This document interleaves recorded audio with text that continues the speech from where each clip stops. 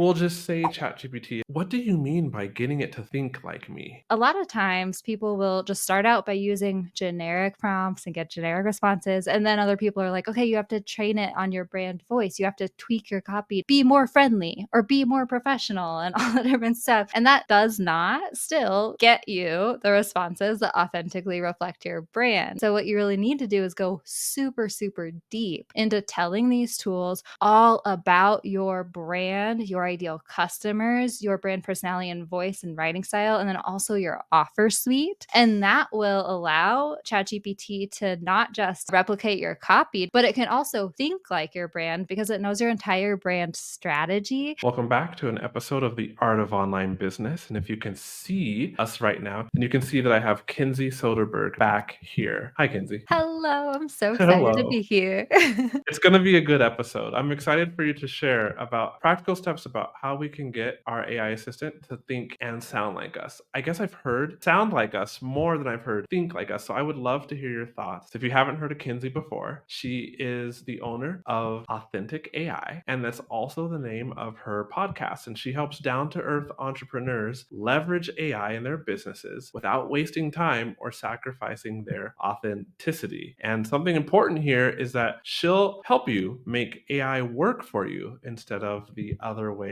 around. So she was in an episode with us, which we just got done recording, but you can go down to below and click over to just get some snapshots from how she's built her business and really what it looks like to build two businesses at the same time. I feel like ChatGPT is already synonymous with, like, when people look at a certain type of vehicle, they might call it a Jeep, even though Jeep is the brand of a vehicle and there's plenty of other vehicles in that class. Or like there's plenty of tissues out there, but people call tissues almost by default Kleenex because it's the biggest brand in the industry. I feel like ChatGPT is like that now. What is your favorite AI assistant? Yeah, I mean, I am a ChatGPT lover myself. And the thing is that there are different tools. There's Claude, there's Gemini, which is Google's. There's quite a few different other ones that you can go explore as well. And, they all have their own little things that they're a little bit better at. They all have like slightly different ways to use the tool or different features within the tools, right? But I myself like ChatGPT. It's kind of the OG one, like you're saying. And I think that it's really just about starting to use these tools and starting to dabble around in them and figuring out, like, okay, which one is giving me the responses that I want to see. But what we'll be talking about as far as training AI tools and whatnot, I'll definitely be talking about ChatGPT, but a lot of the stuff that I'm sharing is applicable to any of those other similar AI tools and large language models like ChatGPT. Yeah. Okay. All right. So we'll just say ChatGPT unless you share other names like Claude. I don't know. But what do you mean by getting it to think like me? And how do we do that? Yeah, I mean, I think that this is one of those things that if you've been using AI tools a lot, either you'll be like, of course, you got to train your AI assistant to think and sound like you, or you'll be like, wait, what? But one of the traps that a lot of people fall into when they first start using AI tools like ChatGPT is just getting some of those generic prompts that people find on the internet. They're like, get 100 prompts or 1,000 prompts or whatever, and it's like, write me a social media caption, are these generic prompts that you might find online, people sharing. And those are going to get you generic responses, right? If you ask ChatGPT a generic prompt, it's going to dish up the most generic response on the internet, which is how we end up with obviously AI written content that is annoying as heck to a lot of people who can spot it right away. Like anytime you see a rocket emoji, guys, we need to kind of stop using the rocket emojis. Let's be honest. Don't use unlock the power of in a subject line, please. I get one of those every day and I always screenshot it. I'm like, great, another AI written subject line, right?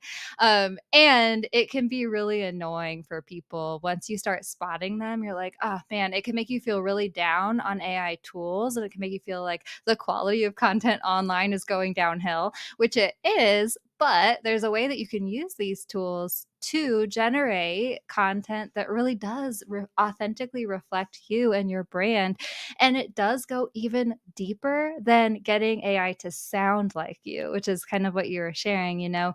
Hey there, QUAY.jo here. And I hear you. If you're running meta ads, it can suck because there's so many different metrics and which one do you follow? Meta's throwing up a bunch of suggestions about do this, do that, and you don't know which ones are right and which ones are trash. So if you need help making your currently running ads either get better leads for you at a lower lead cost or get more sales from you with more profit per sale, then go down to the description below and book a call with me. I can help you over the course of 28 days. You'll have unlimited access to me, which means you can ask me any question you need, and I can teach you step by step so that you have meta ads success. Here's the thing, like, a lot of times people will just start out by using generic prompts and get generic responses, and then other people are like, "Okay, you have to train it on your brand voice. You have to tweak your copy to make it more personality, like, packed and stuff like that." And they'll be like, "Be more friendly," or "Be more professional," and all the different stuff.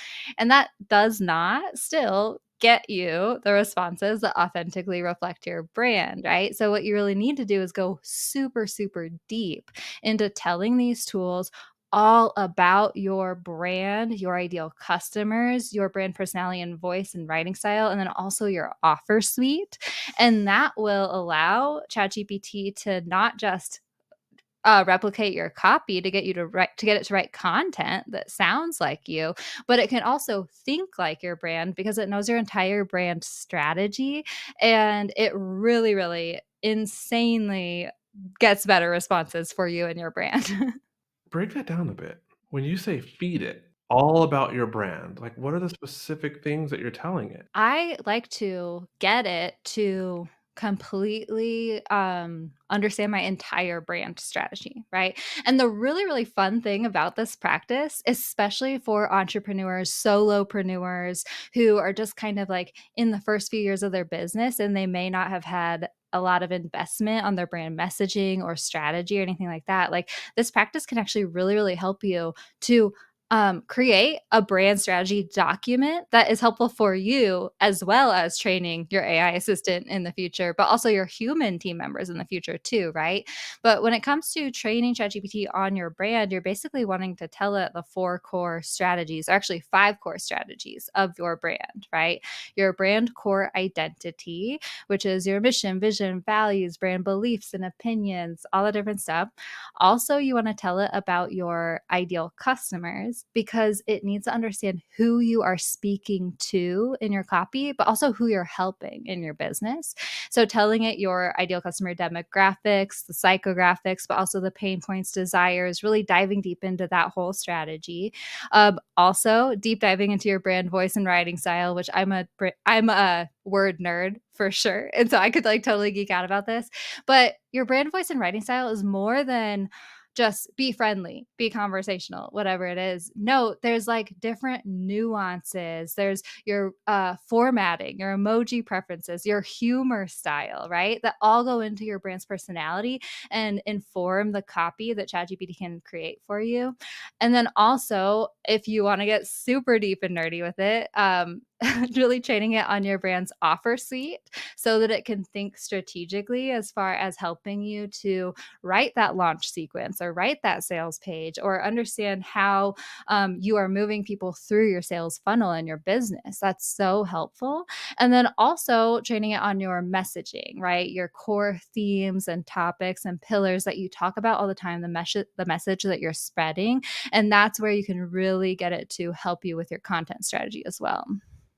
So it sounds like you really truly are telling ChatGPT everything about your business. Everything. Yeah. Oh, yeah.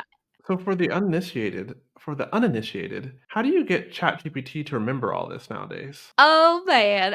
Well, firstly, it's a robot, and it could, like, hold and read so much more information than, like, we can think of as humans, right? I actually create what I call a brand blueprint. So this is like an 80-page Google Doc that I created with the help of ChatGPT that's all about my brand. It has all that stuff that I just put in there that I just shared with you in this brand blueprint. It's an 80-page Google Doc that I created. It took a little bit of time, even with ChatGPT's help, but it still only took 3 hours probably. And that's with like double checking, making sure everything's aligned with my brand. Once I had this brand blueprint for both my brands actually, I can now upload that with the file upload feature in ChatGPT, and ChatGPT can read it in 10 seconds and immediately just know everything about my brand. I can ask it questions. It can help me strategize. If I need to have it do something like help me write copy specifically, I will say, please revisit the file I uploaded, go to the brand voice section and revisit my brand voice strategy. And then that will be able to get it to do that more so. The really cool thing about the brand blueprint is you can use it with regular chats, but you can also use it to train custom GPTs for your brand too, which is super fun and nerdy as well. Okay, all right. So so that's what you meant by get it to think like you. If it understands all of that you shared about the business, like its purpose, its mission, and the other 3 points that you shared, plus the offer suite, then I guess it can think like you because it understands everything that you've put together on the business, provided you've done that work. How did you figure this out?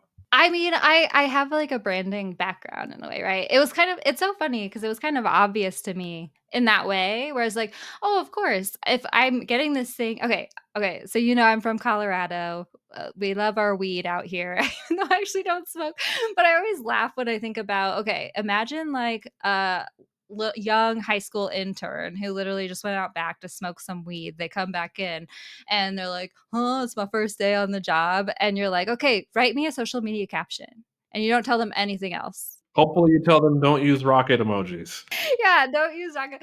Like, no, like you need to tell these tools all about your brand in order for them to be able to do a good job for you. And so that was just kind of one of those things that I've had that background and I understand it. And it's really, really fun because with these tools, you can do it yourself as like a solopreneur who might not have that background, right? Like people will spend tens of thousands of dollars on brand and messaging strategies. And like, do humans do a better job who have that background and ask those questions? For sure. But with the right prompts and understanding how to create these documents yourself, you can do it with ChatGPT yourself for like $0 if you don't want to pay for the premium version. On behalf of the beginner who knows they should be using ChatGPT and has used it a few times, and getting it to think like them seems like a daunting task. If you could just say one last thing to that person, they already have a successful online business. They just haven't yet incorporated AI into it. Like, what is that word you would leave them with? Yeah, I mean, I am all for just slowly starting to work AI into the already established workflows that you have that are already working for your business, right? Because a lot of times you'll start getting curious about AI tools and you'll start dipping your toes and learning about it, and you'll have people be like, AIify your entire business and life and use it for all the things. And that can be so overwhelming and actually reduce your productivity because you can then feel like a deer in headlights, or you can feel like, oh my gosh, I have to do all these things. And then also, too, people can feel like when they start using these tools, if you don't train your assistant on your brand, then you'll get frustrated with the results that you're getting. I hear this a lot where people are like, okay, I tried to use ChatGPT to help me write an email, but they didn't give me what I wanted. Then I tried to tell it to be more friendly or more conversational, and then it went overboard with the cheese, so that I had to reel it back in, and I wasted 30 minutes trying to go back and forth with it. I felt like I could have done it faster if I just did it myself. I hear that a lot, and it's so true. So just like starting to slowly dip your toes into these tools, and then also just making sure that you're at least telling these tools the essentials of your business, right? Like I definitely just got super nerdy and excited about my brand blueprint 80-page document, but like you don't have to go that crazy, right? Even just having this go-to one page or like brain dump about your brand where I'm like, hi, my name is Kinsey from Feel Good Social. I help down to earth entrepreneurs show up online without wasting their time or selling their soul. Even that helps ChatGPT understand more about my brand, right? So even just like brain dumping for 5 minutes, all about who your brand is, who your ideal customers are, and like kind of your brand personality and like the language that you use, that can just so much more improve your results. And then when you start learning these tools and using them more, then you can create your 80-page document and it's super awesome. All right. So the listener wants to get in touch with you.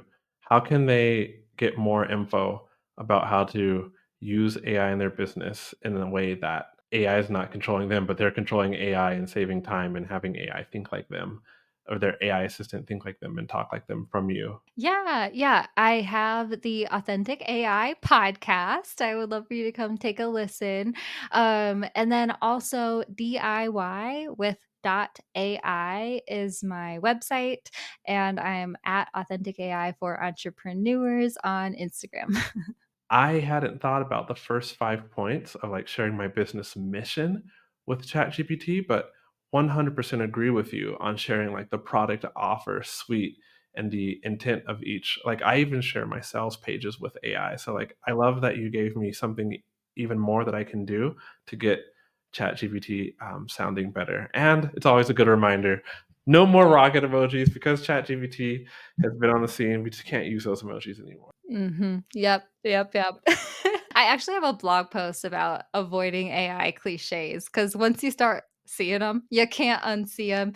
And it kind of sucks too because I'm like, sometimes unlock is a great word, but like now with AI tropes, you kind of see it and you're like, oh, written by AI. So, just like avoiding those little things and also training AI tools to really reflect your authentic brand. Like authenticity is so, so valuable. Now the AI tools are becoming more mainstream and more people are using them without worrying about authenticity, right? So I don't want like AI tools to the lack of authenticity in the content that people are putting out there that was written by AI. I don't want that to make you avoid using these tools. There's a way you can use them and still be authentic, right?